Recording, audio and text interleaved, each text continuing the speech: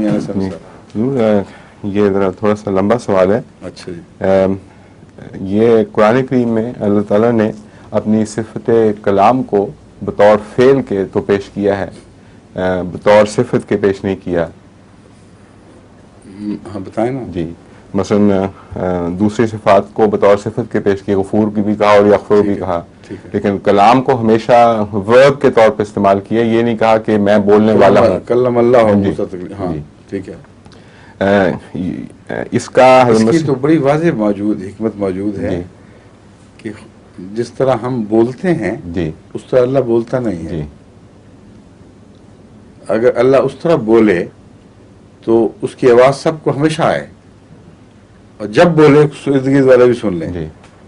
تو یہ جو مسئلہ ہے اس کو عیسائی محققین نے قرآن پر اعتراض کے طور پر اٹھایا ہے, اور اس کا جواب اسی بات میں ہے جو آپ ایک سوال کے طور پر کر رہے ہیں.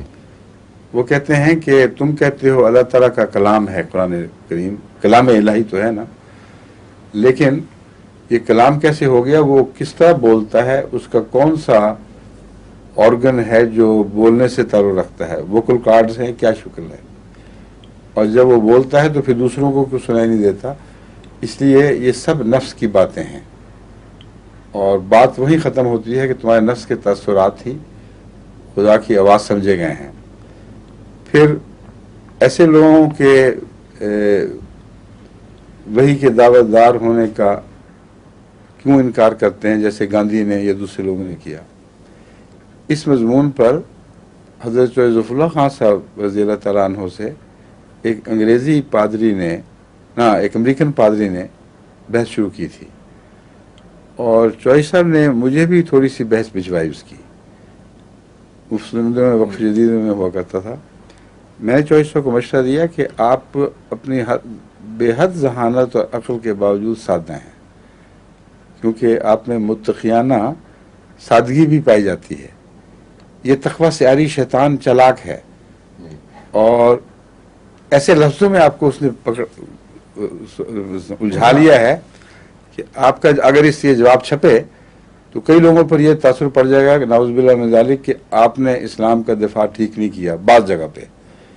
اس لیے اس قسم کی بحث کو آپ چھوڑیں, اور جو حقیقت ہے اس میں اتر کر اس سے گفتگو کریں, لفظی بحث میں نہ الجھیں. وہ کافی عرصہ خط و کتابت جاری رہی. اس کے بعد چوہی صاحب نے مجھے یہی بات دوبارہ خود کہی کہ وہ تو بالکل ناکارہ چیز تھی, کوئی اس میں شرافت حیا ہے تھی نہیں, صرف لفظی چلاکیوں میں پھنسا ہوا تھا. اس لیے اول تو یہ کہ خدا کے یہ بھی درست نہیں ہے کہ خدا نے صرف فعل کی صورت میں اپنے کلام کی کا اظہار فرمایا ہے. کلمات کہتا ہے, جب ہر چیز کو کلمہ کہتا ہے تو تمام کلمات اس سے نکلتے ہیں, اور یہ فعل نہیں ہے.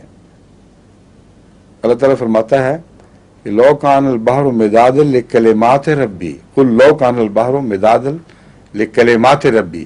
اب یہ کلمات فعل تو نہیں ہے, اللہ کی طرف اسم منسوب ہوا ہے جمع. نفذ البحر قبل ان تنفذ کلمات ربی ولو جئنا بمثلہ مددا. تو اللہ تعالیٰ کی صفت کلام جن معنوں میں اس آیت میں پیش ہوئی ہے وہی اس کی صفت کلام ہے جو کئی دفعہ تکلم بھی اختیار کرتی ہے.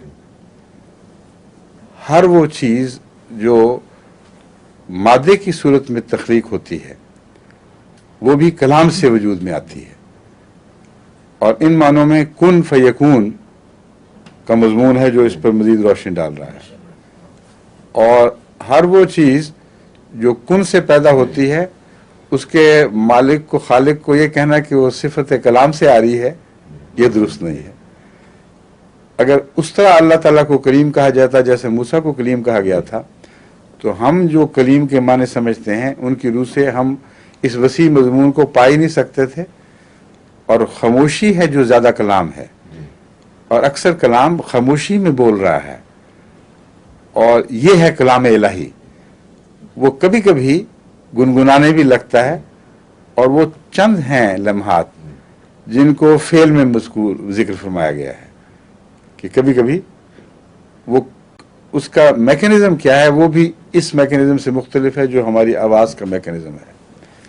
اس کے متعلق میں ایک دفعہ امریکہ کی جو یونیورسٹی ہے نارتھ کیرولائنا کی، ان کے پاس ایک انسٹیٹیوٹ ہے جس میں پیراسائیکالوجی میں ریسرچ ہو رہی ہے. بہت بڑی ریسرچ ہو رہی ہے. اب تک جتنا میرے علم میں پیراسائیکالوجی کی جنرل ریسرچ ہے اس سے بہتر کہیں نہیں، کیونکہ اس میں وہ بعض نوبل لاریٹس بھی انوالو ہوتے ہیں، فزسسٹ، کیمسٹ، اور ہر تجربے کو وہ سائنٹسٹ کی نگرانی میں کروا کے دکھاتے ہیں. وہاں جب میں گیا تو انہوں نے مجھے پہلے تو یہ تھا تاثر کہ میں ان سے خطاب کروں گا، لیکن وہ خطاب محض تعارفی تھا. مجھے ایک اس میں سمپوزیم قسم کے فنکشن میں انہوں نے شامل رکھا اور یہ کہا کہ تم اس میں طلباء کی طرح تم بھی بیٹھو اور جو چاہتے ہو کہو. اس کا پس منظر یہ ہے کہ ان کے جو سیکولر لوگ بھی ہیں وہ اسلام کے خلاف متصل ہیں. اس سمپوزیم سے پہلے مجھے دعوت یہی دی گئی تھی کہ تم آ کے ان سے خطاب کرو، کیونکہ میرا تعارف کسی امریکن احمدی نے ان سے کروایا تھا کہ اس کو اس موضوع میں دلچسپی ہے، تو اس پہلو سے آپ کے لیے فائدہ مند ہوگا. گھنٹہ ڈیڑھ پہلے اس سے وہ مجھ سے آ کے ملا اور گفتگو شروع کی، اور ہندو فلسفی اور کئی قسم کے ایسے چکر اس نے چلانے کی کوشش کی. جب میں نے اس کو جواب دیا اور بالکل لاجواب ہو گیا تو اس وقت اس نے فیصلہ کیا کہ اس کا لیکچر نہیں کروانا. سمجھے؟ مگر وہاں مجھے موقع مل گیا. وہاں اس پہلو سے جب میں نے روشنی ڈالی تو تمام طلباء 100% اپنے پروفیسر، اپنے دوسرے خطاب والوں کو چھوڑ کر میرے لیے اکٹھے ہو گئے کہ یہ جو نقطہ ہم نے آج تک کبھی نہیں سنا تھا یہ ہمیں سمجھاؤ. اور پروفیسر نے کہا کلاس ختم، تو پھر بھی لوگوں نے رکا، ختم ہو گیا، ہم نے یہیں رہنا ہے.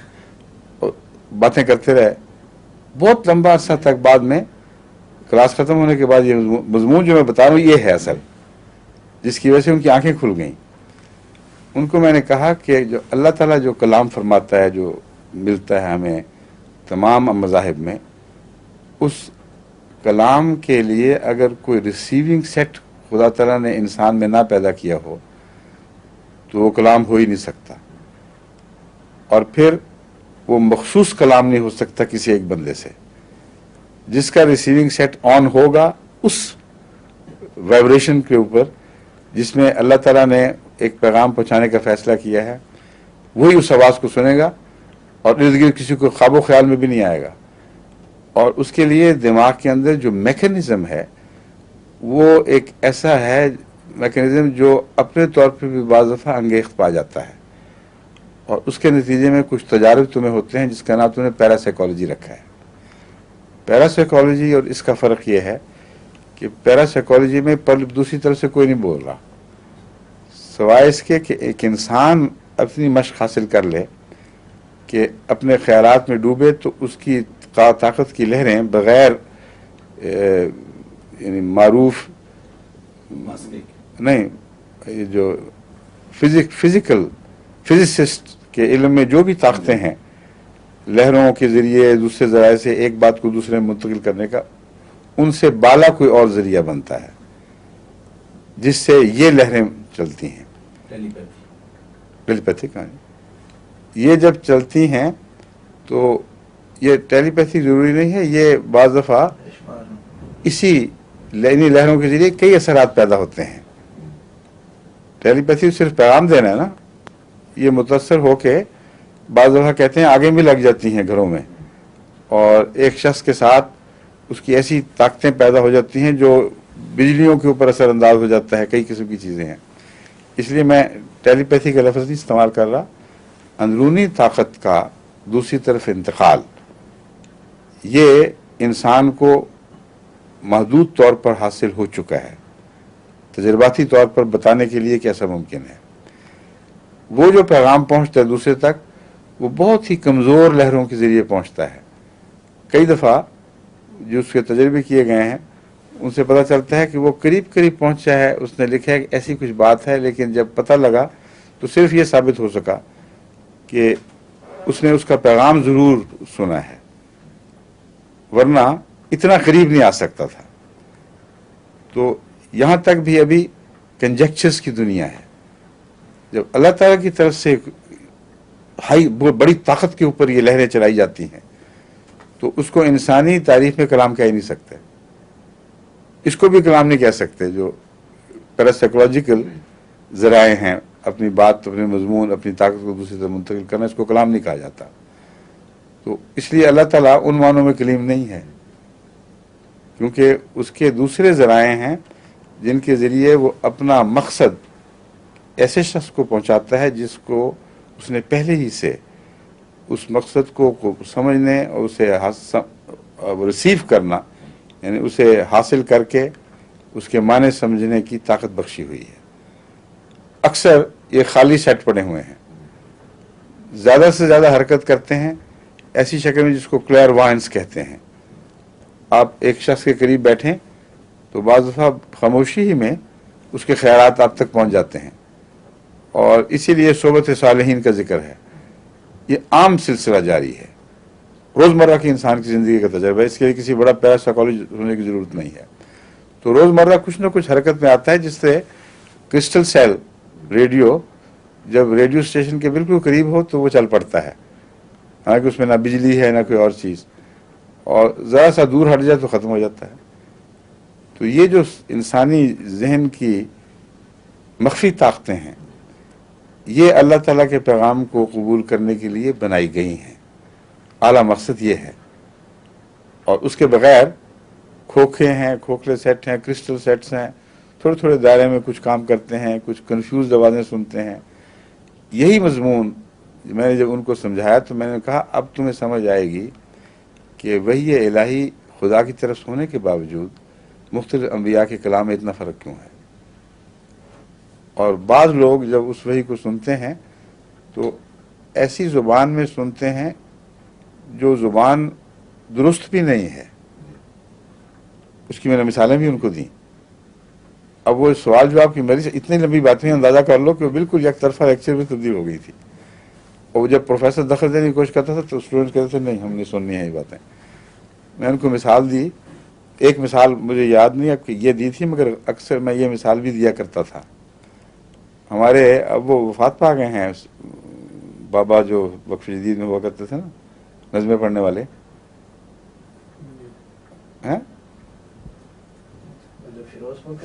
ہاں ہاں فیروزپور والے حاجی محمد فاضل صاحب. نہیں وقف جدید میں ہوا کرتے تھے، تھی جانتے ہو. ہاں نہیں یہ یہ فیروزپور کے نہیں تھے، فیروزپور کے حاجی ساجد تھے. یہ تھے اس طرف کے حافظ آباد کے. اور کولمبس خان ان کا لڑکا بھی وقف جدید میں ہوا کرتا تھا، آج کل جرمنی میں ہے. باقی بچے بھی ہیں ماشاءاللہ. تو ان کو یہ نیک انسان تھے، اس لیے خوابیں بعض دفعہ ایسی آتی تھیں جو ان کے نفس کی طاقت سے تو بہرحال بالا تھیں، مگر ان کو الہی کلام ایک مولوی نہیں کہہ سکتا تھا. وجہ یہ تھی کہ عربی میں بات پہنچتی تھی اور ناقص عربی اور غلطیوں سے بھری ہوئی، اور وہ ناقص عربی بھی ان کی طاقت سے باہر تھی. یہ میں بتا رہا ہوں ان بیچاروں کا سیٹ، ریسیونگ سیٹ بہت کمزور سا تھا. اللہ تعالیٰ کی طرف سے جو حرکت میں آتی ہے مشینری، وہ دماغ ہی سے کام لیتا ہے، باہر سے کلام نہیں. یہ بھی ایک حکمت ہے، میں سمجھا رہا ہوں کہ اللہ تعالیٰ کی صفت میں اس کو، صفات میں اس کو کلیم کیوں نہیں کہا گیا. وہ ہر انسان کے دماغ سے کام لیتا ہے، اس کو ایکٹیویٹ کرتا ہے، اور اس کی تمام صلاحیتوں کا اگر سم ٹوٹل ناقص ہو اور رکھنے والا ہو تو ویسا ہی ہوگا.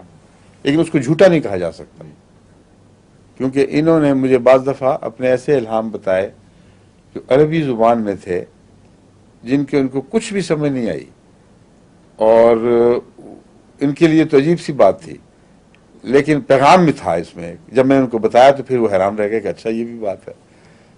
اس لیے میں آپ کو بتا رہا ہوں کہ یہ جو فرق ہے، یہ ملا کے نزدیک، جاہل ملا کے نزدیک تو ایک انسان کے جھوٹا ہونے کی دلیلیں ہیں. اور یہی رجحان جو ہے کروکڈ اور احمقانہ، یہی بعض مستشرقین بھی استعمال کرتے ہیں آج کل بھی قرآن پر حملے کرنے کے لیے. کہ یہ گرامر کی روح سے یہ یوں ہے. ابھی آسٹریلیا سے مجھے کئی ایسے سوالات پہنچے تھے کہ ایک پادری ہے وہ بڑا دندناتا پھرتا ہے کہ دیکھو قرآن کریم کی گرامر میں یہ یوں ہے وہ ہے. وہ کرتے ہیں, ہم جواب بھی دیتے ہیں, مگر امر واقعہ یہ ہے کہ تمام انبیاء کی وحی میں اگر فرق ہے اور خدا کا یہ دعویٰ ہے, قرآن کریم کا یہ دعویٰ ہے کہ ہر وحی خدا ہی کی طرف سے ہے, تو فرق کیوں ہے؟ کیونکہ آتھر کے بدلنے سے ہی فرق پڑتا ہے, لکھنے والے کے بدلنے سے فرق نہیں پڑا کرتا. اگر آتھر ایک ہے تو وحی میں تبدیلی نہیں ہونی چاہیے. اگر سیٹس مختلف ہیں تو ہو سکتی ہے. اس لیے اس کا تعلق اس مضمون سے ہے. اگر کلام منوً اللہ کی زبان سے نکلتا, کوئی زبان ہوتی جس سے نکلتا, تو اس کے کسی غلط ہونے کا سوال ہی کوئی نہیں پیدا ہوتا تھا, میں نہیں اسی طرح پہنچتا. اور ہر نبی کی وحی, بلکہ ہر غیر نبی کی وحی بھی اسی شان کی ہوتی ہے. سمجھیں؟ یہ میں نے سمجھایا نا ان کو, ان کی آنکھیں کھل کی طلباء کی. ان میں بڑے سینئر طلباء بھی تھے, اور صرف پیراسائیکالوجی کے نہیں تھے بلکہ فزسسٹ بھی تھے, کیمسٹ بھی تھے. یہ شوقیہ آتے تھے اس کالج میں, اور انہوں نے صاف کہا, انہوں نے کہا ہم نے کبھی پیراسائیکالوجی میں یہ مضمون نہیں نہ دیکھا نہ پڑھا, اور ایسا جو دل کو مطمئن کر رہا ہے. تو اللہ تعالیٰ کے فضل سے یہ صفت کلیم کے حوالے سے مجھے موقع مل گیا آپ کو بتانے کا.